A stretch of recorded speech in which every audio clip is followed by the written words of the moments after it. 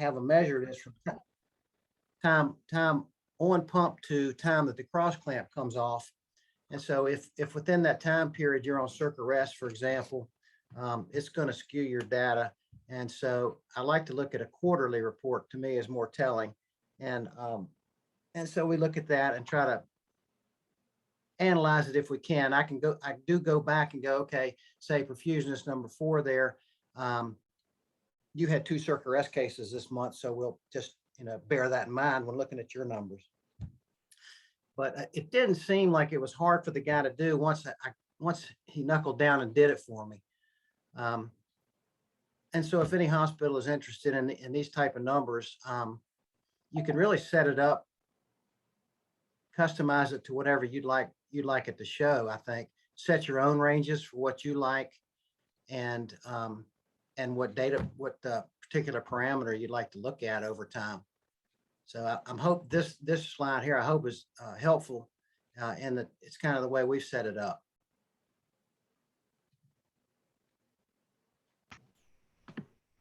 Hey, Tom, I have a question for you, if that's okay. Yeah. This is Mike. Our Epic people, I actually had a meeting with them 2 weeks ago, and I think that our Epic counterpart has reached out to your hospital. Good. For this report, and just I think the background on how they created it. Yep. But I'm just looking at your map and range and then DO2 and range. I'm assuming those that minute you just calculate a percentage of that time. Yes, that's how he does it. And what is your goal like as a department? What have you guys set your your goal at?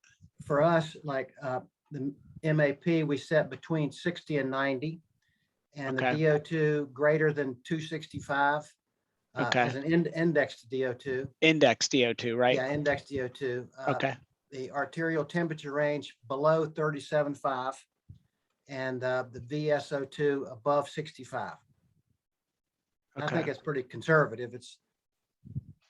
So are you guys thinking about reducing that temp to the new recommendations, STS recommendations? Yeah, of 30, not above 37. Yeah. Okay. We are. I like that your report. It's keeps things kind of just concise and clean. Yeah, and it's nice to look at over time too. If we have a particular perfusionist, and obviously their names associated with these numbers for us, then you can go, this is something you need to, kind of be looking at. And it's nice. It's not confrontational at all. Like I said, it's only within our group. Nobody sees this at all except us. Yeah. Unless our quality person goes, are you guys doing anything, quality wise? Right. You just want to show them. Yeah. Now, does that report you get, does it give you both those tables, or do you actually calculate the bottom table based on the top information? It calculates it for us. He sends it off just like this. And there's a bunch of other sheets to it, but it's really not useful information. I mean, he gives me the whole spreadsheet of all the numbers and everything. He gives me percentage of time within, this is percentage time within range. And then he also gives me one percentage time with outside of range. And I really don't need that. Right. This is really the gist of what I need. And so I keep it all, but this is the report I really look at and print off for the folks to look at once a month. The guy down here, if it helps you, Mike, the guy's name is Joseph Pellant down here, Pellant. He goes by Eric Pellant. He's the guy that set this up within Epic for us. Joseph Pellant. Yeah, Pellant. Okay. And then a guy named Randy Peggins takes that data and does his Excel magic and comes up with this. Yeah, and I actually. So Pagan is the analyst. Peggins is the guy that does the Excel sheet for me. Okay. And Joseph, I'm sorry, Joseph Pellant is the guy that went into Epic and pulled these numbers. Gotcha. Okay. And Randy does the spreadsheet. Yeah. Okay. Randy. Yeah, I actually have a couple files that they do for me for structural heart and cardiac surgery, but nothing for perfusion left or yet. I did 1 second, if you don't mind, Eve. I had one more question for you. Yeah. Tom, when you at the end of the year, are you using any of these to drive any of your performance appraisals at all? No, No. not yet. Okay. Not yet. I don't know that we've had it up quite for a year yet, Okay. but And actually, no. have you tracked your DO2I? This is just more of a clinical question. Have you tracked your DO2I in comparison to your transfusion rates? And are you noticing that your blood transfusion has gone up or stayed the same since you started using it? I have not, but I have tried to correlate it, particularly the index DO2, to renal issues afterwards, to see if there's once we're, you know how it is, you look at this data and you go, okay, now that I'm looking at it, I'm going to try to do better, and I think the guys are trying to do better at getting it. It displays right on the record as you're in the middle of the case, so I'm going to be mindful of it, and I'm hoping that it improves our renal insufficiency numbers, post-op. That's the idea behind that one anyway. But I have not compared it to any transfusion numbers. So for those that are on the call, I have a quick question for you. So we use a CDI. We don't use a CDI SAT probe, so we don't really calculate DO2I from our CDI. We have actually extrapolated from parameters from the pump and then from our blood gas machine. How are others? Are you guys using perfusion software to get your DO2I? The only reason I ask that is because for me with Epic, and I don't know if it's the same for you, Tom, but with the Neuron, which brings in all that information and then sends it wherever it does in Epic. When we go on bypass, obviously we don't get a DO2 until it's able to get all of those values, which for us is not until we get our first blood gas. Does anybody else have those issues, or how have you rectified that? Yeah, hey Mike, this is the other Mike. Since we're using Soren Connect, it pulls all that data for us. So even though you may not have calibrated your CDI, you're getting every 5 or 10 seconds, it's updating the as best as possible. So we have a real time. Okay. Because now the downfall of Connect is, it doesn't populate Epic directly, it's media. So doing something what Tom's done here is just going to be murder for us to try and figure out. This is Amy from Innova. We use the Quantum, the Spectrum pumps. So everything's calculated for us. We have interfaces that are working.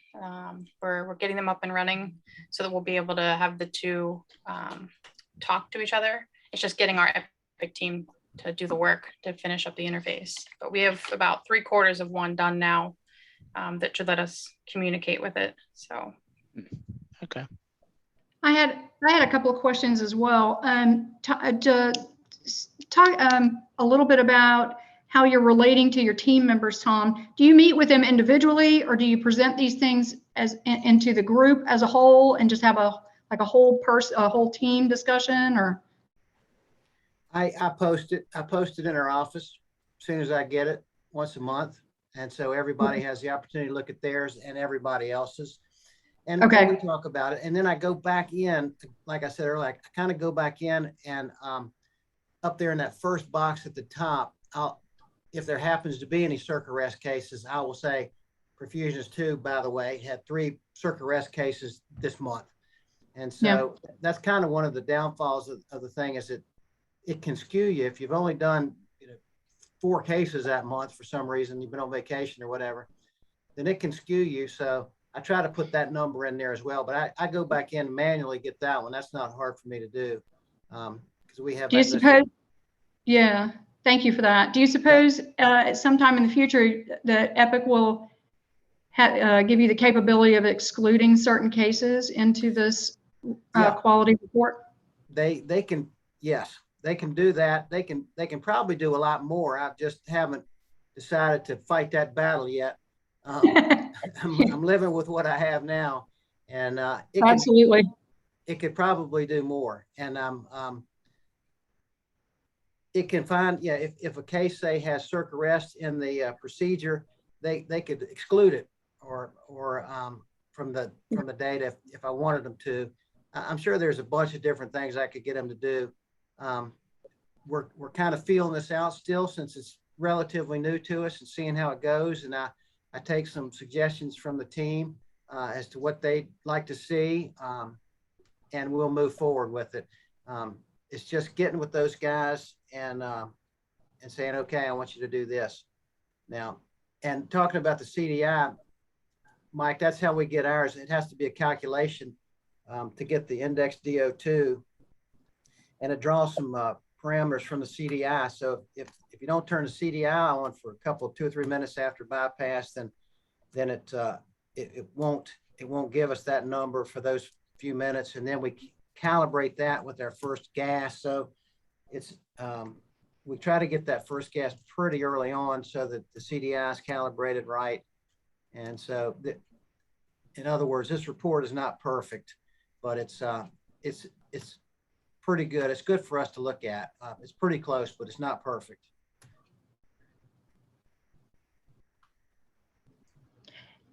Anybody else have any questions or comments? Tom, one more question. You know how many man hours the guys are putting in to extrapolate this data? I think once they got it set up, not much. The guy that gets the data out of Epic, Mr. Pellin, I think he just pushes a few buttons once a month and it just generates it. Now they set it up. And when we first started talking about this project, Eve, that I had hoped to be able to develop some sort of template, but I got a feeling that it's not going to be that easy. It's easy for him now. I think he spent a significant amount of man hours getting it set up, but now that he doesn't have to. Neither one of them do. I think that Mr. Peggins that does the Excel, he's just got a macro that he puts it into and runs once a month. I don't think he spends much time on it at all anymore, but setting it up was a little bit of an issue.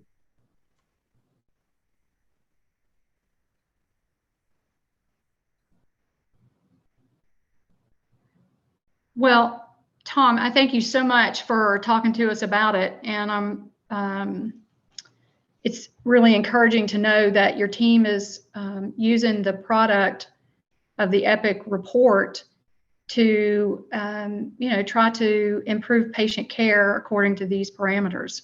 I think that's really important. And, I think we can continue to try to upscale this. I understand 100% the frustration of trying to reach out to people and, they don't respond. But we have their names now, so I can reach out to them. Sherry can reach out to them. We can just ease their mind and let them know what it is we're trying to do and ask them if they're willing to answer a couple of questions, even if it's like on an email format of some kind. Yeah, absolutely. So we'll continue to do that as well. And Mike Brown, you'll keep us up to date. Sounds like you are at least headed down the road a little bit and exploring the options. So you'll keep us up to date as well. Yep.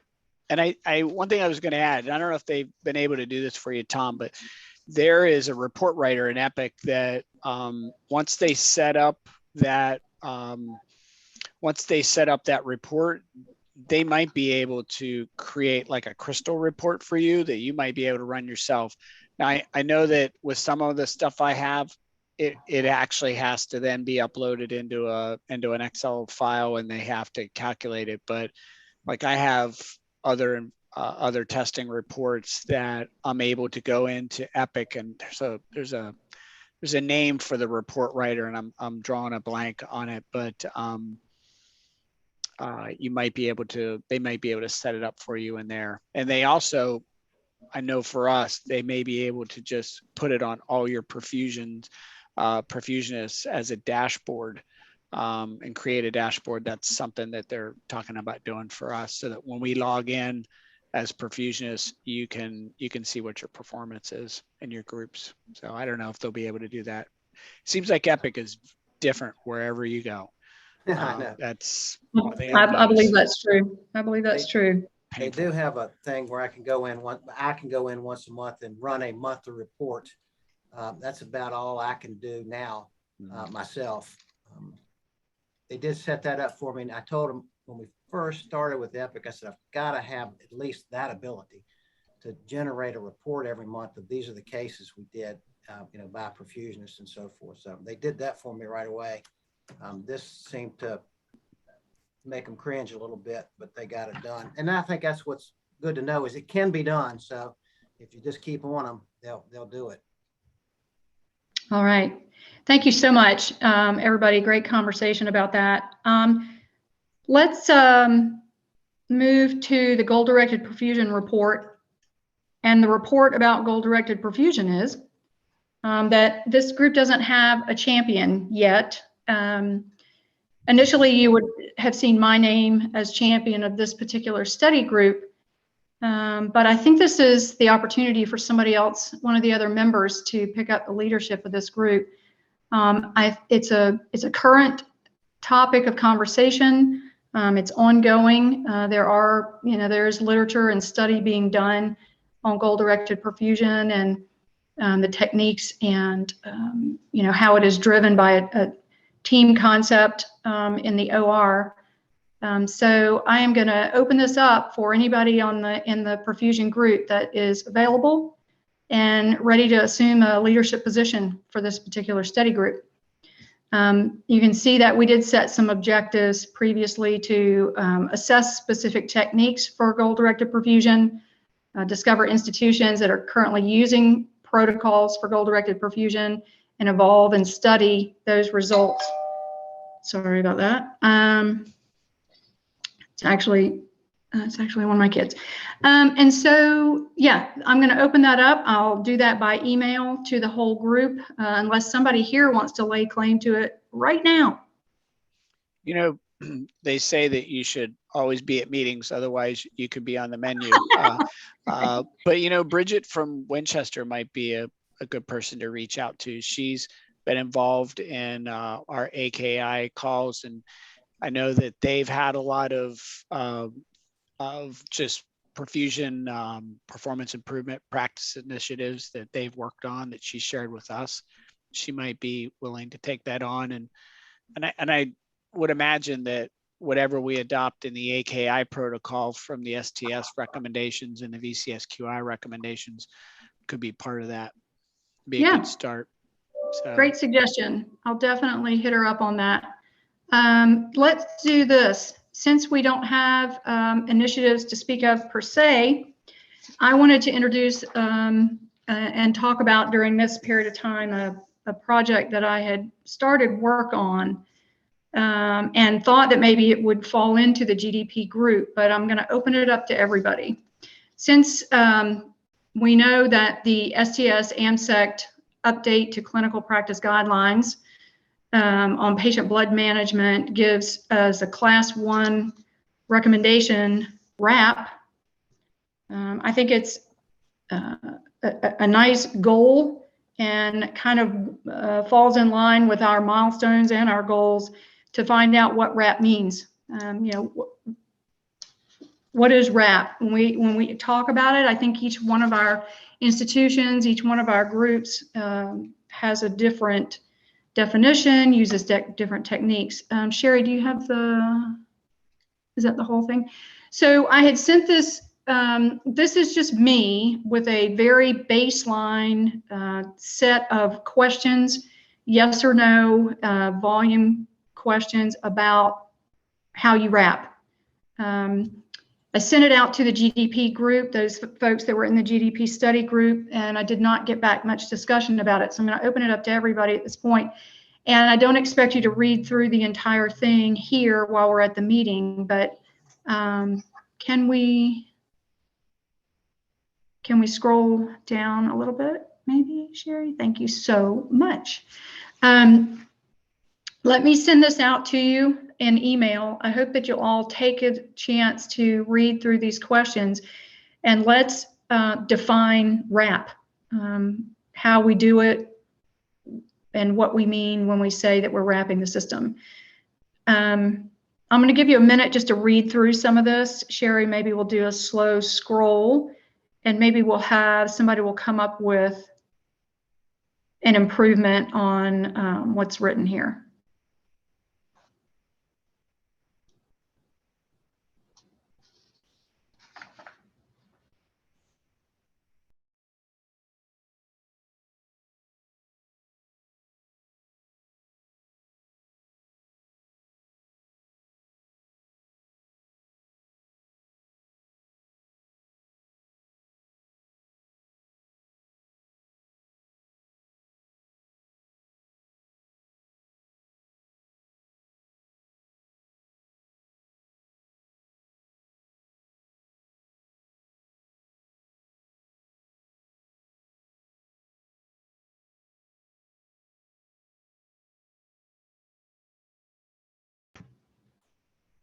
I've just remembered that a couple of us are here on the phone, so I'll just briefly say the first part of the survey has to do with volumes, whether you're wrapping arterial side and venous side. And then we talk about, there's a question about contraindications to wrap and which of those matter to you in your practice. We ask about a required minimum ACT prior to initiating wrap. If yes, what is that? And then a question that asked, when do you initiate wrap? And then an overall snapshot of the OR participation in your wrap process. That is, everyone in the room is aware and they all actively participate, or Perfusion is really the only person in the only person or team, if you have more than one, in the room aware of wrap, and it's up to you to decide at what point you stop your wrap. So that kind of is the basic questions as they sit now. Anybody see anything that looked glaringly unimportant?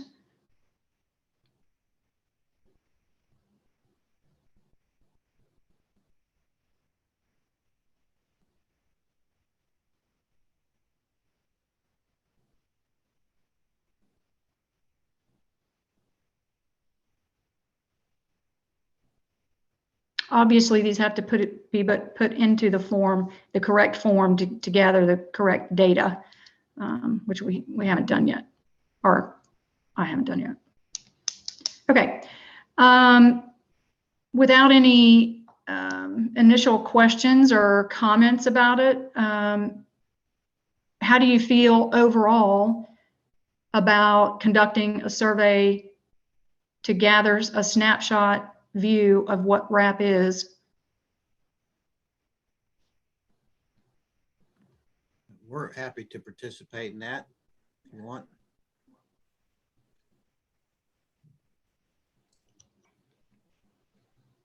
I'd also participate in it. Is there anywhere on there to indicate how much you wrap or what your static prime volume is?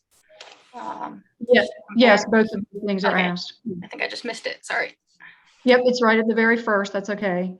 Static volume, and then how do you define where are you taking your volume from and how much that is? There it is. Perfect. Thank you.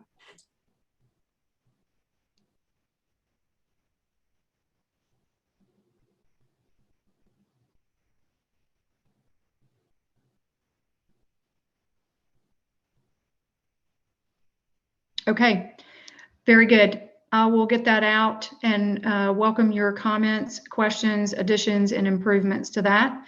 And I don't really have a timeline for getting that forward, but hopefully sooner rather than later, based on what improvements you might give to me. And Sherry, of course, will be the one helping me put it in the correct format because she's a wizard. Okay. Let's move forward then. Mike is still there. The last subgroup or study group, of course, is the AKI group. This group is enveloped within the greater VCSQI AKI protocol work group. And Mike is champion for the perfusion subgroup and a co-champion of the AKI larger group. So I will open that up to you, Mike, and let you tell us what's going on, what our status is, and how we as perfusion are involved in and can improve that study. Thank you. So we just had a meeting this past week, and we have a lot of support from a number of the UVA physicians. We had one of the nephrologists last month, and in August, he actually spent about an hour and a half with us answering a lot of questions and addressing a lot of concerns. And then this past week and in previous meetings, we have Dr. Tiemann, who's a surgeon slash intensivist at UVA. He's been very supportive. We have a couple other physicians who are very much interested in helping, but really haven't had the chance to get on the call, with the exception of Dr. Lobdell, who is kind of a consultant to VCSQI, and he is a practicing physician down in North Carolina, very much involved in the ERAC Society and quality improvement strategies. So I'm not sure what, Sherry, what you put together here, but I don't know how much time I have. So it looks like you put a lot together. I don't know that I want to go through every one of those line items, because it took us over almost 2 hours at the last meeting to do that. But really what we're doing is we're working through our list of strategies that we put together prior to STS, Sky, and AMSECT releasing their draft. And we're trying to marry those two together so that we can, really, to be honest with you, put a little bit more of a comprehensive protocol together, dovetailing cardiology with cardiac surgery, which I think is something that STS draft did not do. I feel like the STS draft was very much perfusion focused. It was very much focused on volume goal-directed therapy and minimally invasive monitoring. It had some other recommendations in there with respect to adrenatriatic peptide and some other modalities that, in all honesty, I don't know that the majority of hospitals will have access to, like the biomarkers, kidney biomarkers, things like that. But right now, I think we're in a good spot. We probably have, I don't know, maybe Sherry thinks I'm nuts, but we probably have maybe one more meeting before I think we finalize our draft. Don't you think so, Sherry? Maybe two. We're close. At least present our recommendations. Yes. I don't think finalizing is probably Yes. the right word, but at least presenting that to the board and also to the group. The perfusion part of it, and I think that's, obviously that's why we're all on this call. The perfusion part of it is pretty straightforward. And we actually started kind of perfusion goal-directed therapy for AKI reduction in July, late July. And basically we had looked at, our group had looked at a lot of those recommendations that were in the draft, which was temperature control, DO2I, avoidance of mannitol was a little bit of a surpriser for me. I know that, that's been something that's been tossed around the last couple of years, but there wasn't a lot of strong evidence against it. That was kind of a, I don't know, not a super strong, it was a class 3 level B recommendation in their draft. We ended up removing it at my center. We're using it for circ arrest cases only. And then the other suggestions were, there wasn't a strong support for ultrafiltration on bypass without having some indication for it. Hyperkalemia, zero balance ultrafiltration for those programs that are using Delnito cardioplegia, those types of things. And then the use of a minimally invasive extracorporeal circuit. So basically trying to minimize your prime.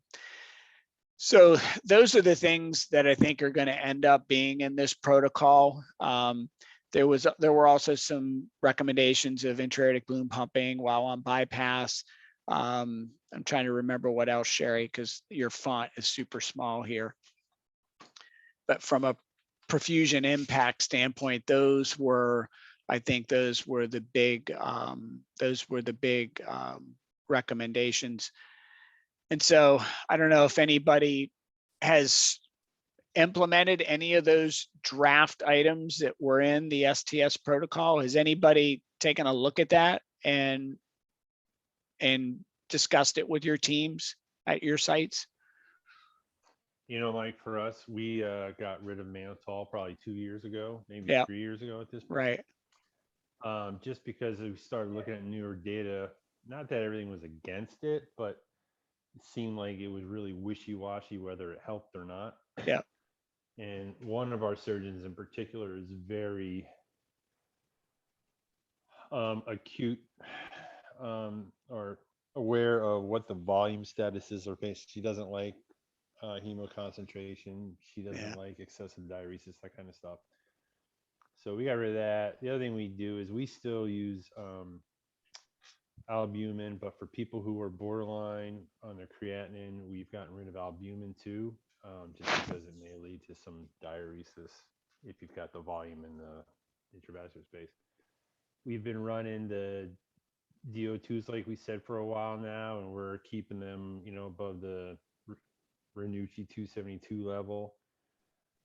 So we're flowing indexes higher than we've been before. We are too. Yeah. And I got to tell you, our AKI rate still rot. Is it really? Yeah.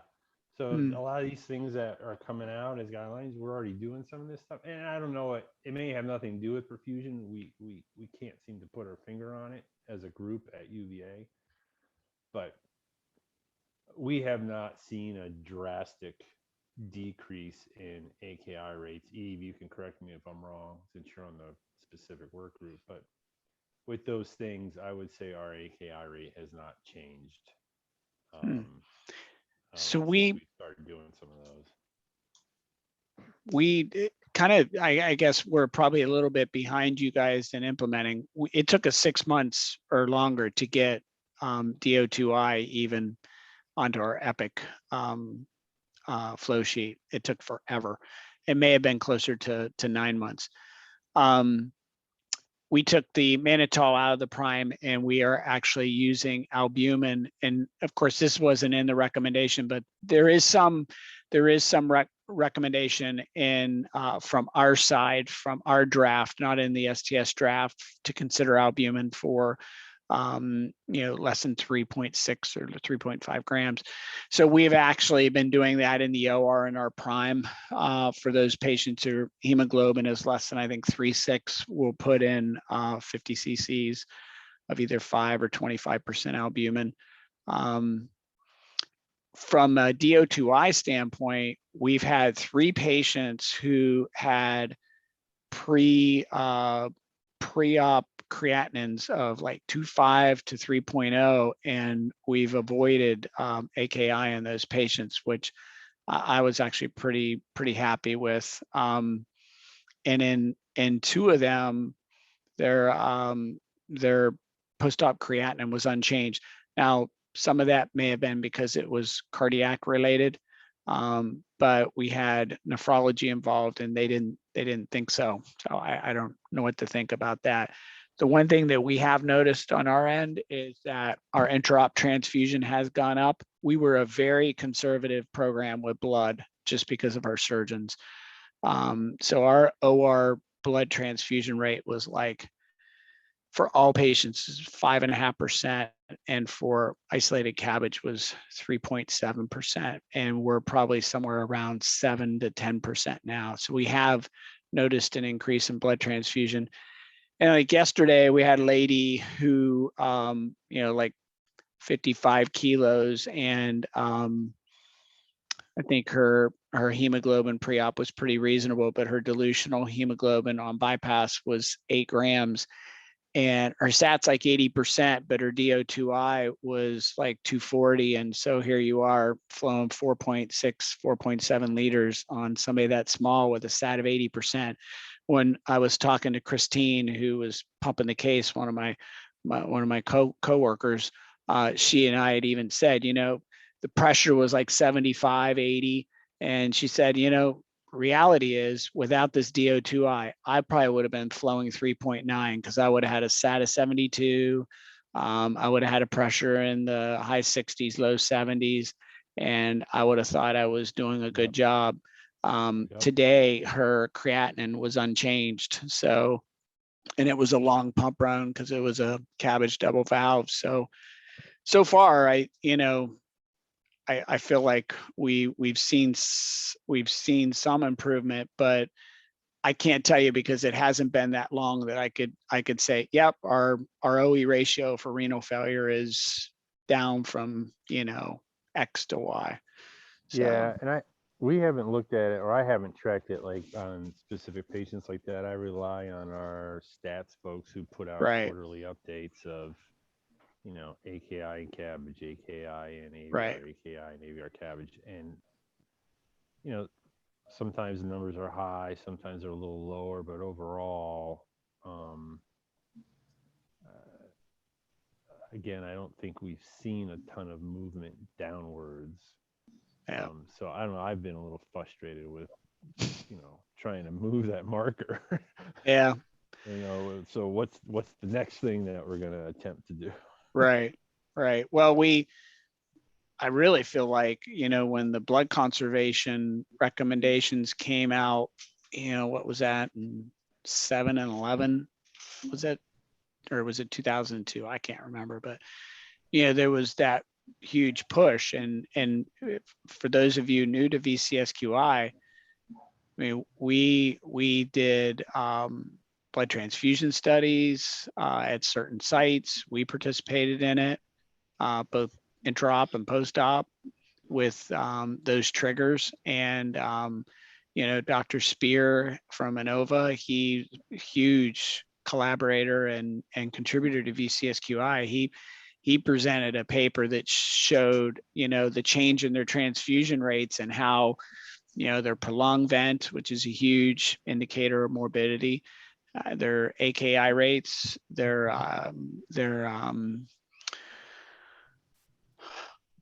stroke rate, and I want to say maybe even sepsis had gone down considerably with dropping their transfusion rates below 10%, 8%.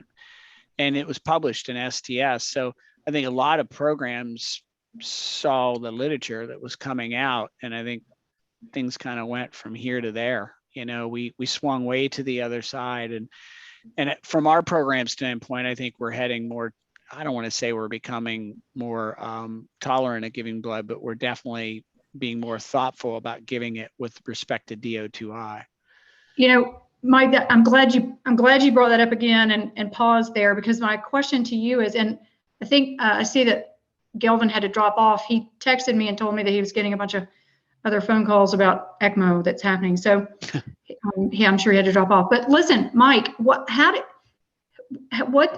how did you get the buy-in from your surgeons? You're perfusing your patient at what was previously considered to be, more than adequate with, a hemoglobin that would have been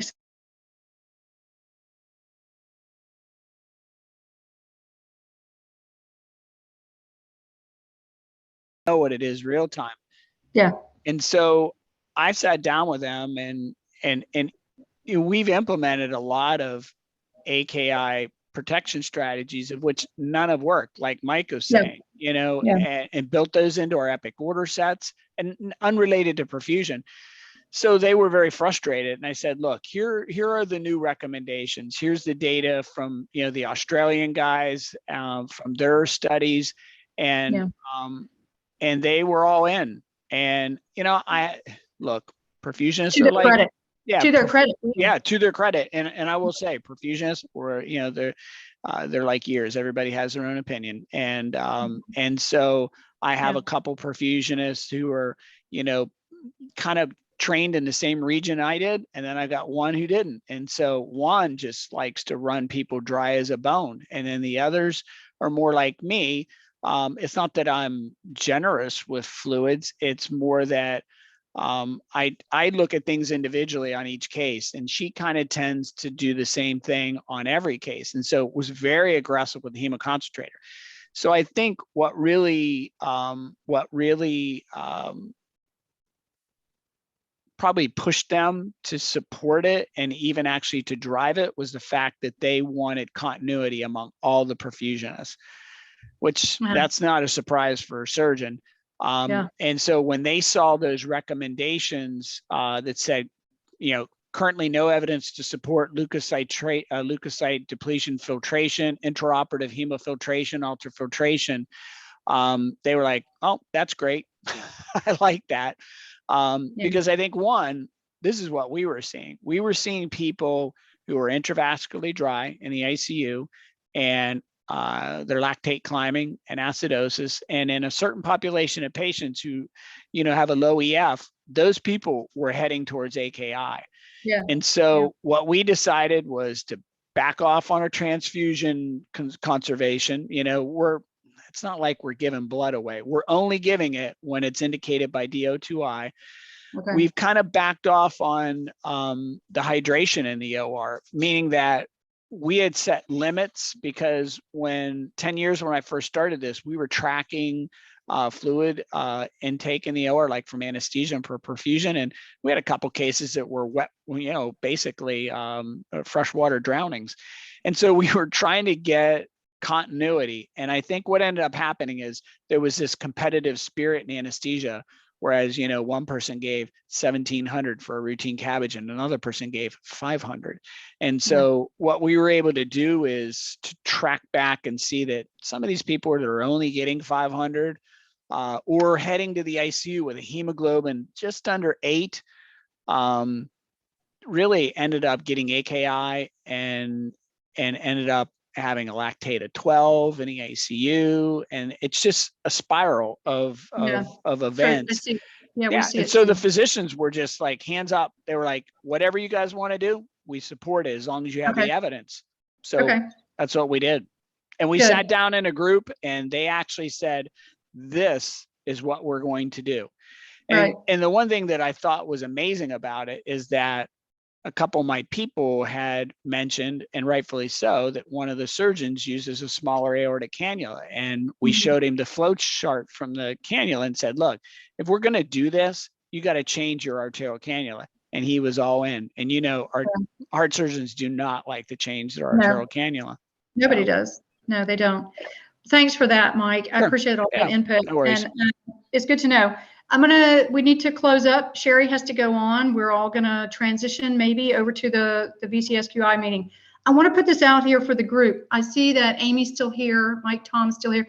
I wonder if anybody is interested in an informal gathering in maybe a week or so to just talk about this COVID stretch and what we're doing with ECMO patients, and maybe particularly now that there are a few younger pediatric ECMO patients. I might put that out there and see if anybody is interested that is involved in taking care of patients in that way, just to chat about it, no formal agenda. Amy, would that be something you would be interested in, maybe sharing some of your experiences or a particular case? We all, are drinking water through a fire hose at this point. Would it be useful to kind of gather informally?